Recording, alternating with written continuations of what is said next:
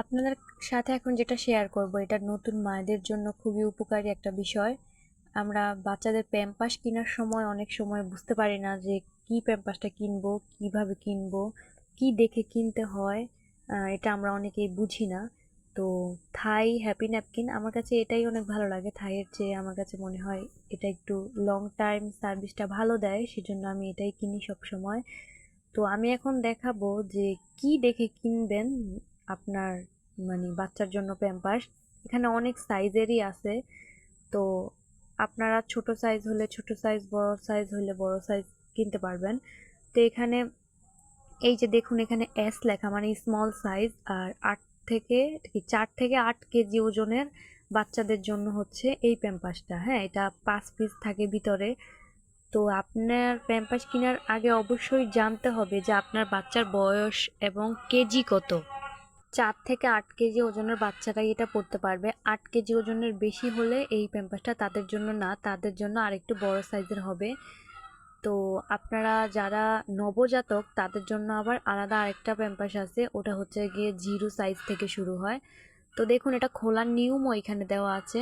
খোলার নিয়মটা আমি পরে আপনাদেরকে এখানে দেখিয়ে দিব একটা প্যান্ট থেকে।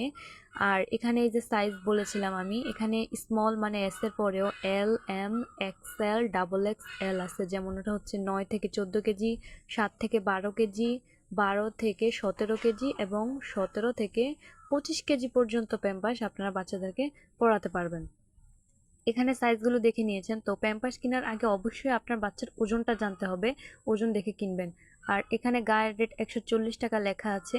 আপনারা হাজীগঞ্জ সুপার শপ থেকে কিনলে আরেকটু কমে পাবেন। আর পাইকারিতে আমি এটা সবসময় আরেকটু কমই কিনি। আপনারা 90+ এদিক সেদিক কিনতে পারবেন পাইকারিতে কিনলে।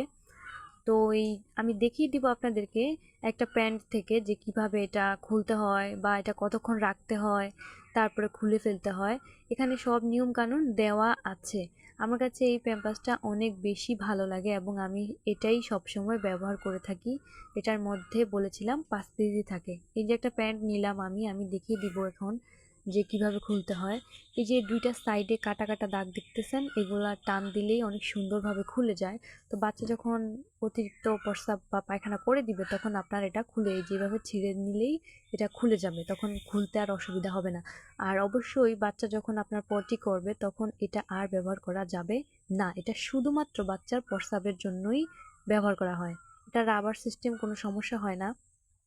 আর এই যে নিচে নিচে হচ্ছে যে দাগগুলো দেখতে পাচ্ছেন, 3টা দাগ, এটা হলুদ থাকে। যতক্ষণ পর্যন্ত না এই দাগটা নীল হবে ততক্ষণ পর্যন্ত আপনারা এটা ব্যবহার করতে পারবেন।